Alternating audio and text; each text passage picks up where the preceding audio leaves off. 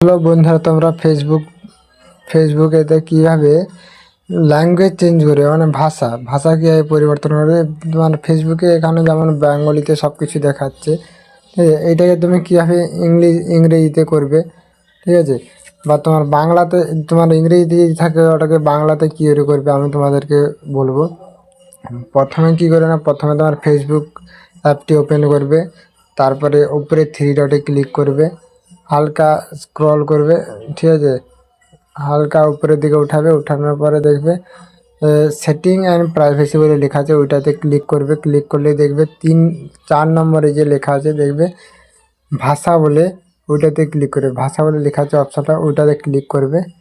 Click করার পরে তারপরে দেখবে হালকা উপরের দিকে করবে, তুমি যদি ইংলিশ যদি করতে যদি চাও, এখানে লেখা আছে ইংলিশ, ঠিক আছে। এইটাতে ক্লিক করবে। ক্লিক করলে দেখবে ইংরেজি তোমার হয়ে গেছে সব কিছু, ঠিক আছে। দেখো এখানে সব ইংরেজিতে হয়ে গেছে।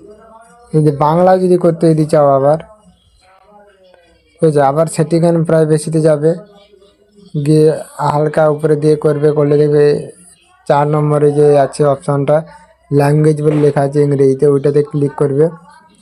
ক্লিক করে এখানে বাংলা যে আছে এইটাতে ক্লিক করবে।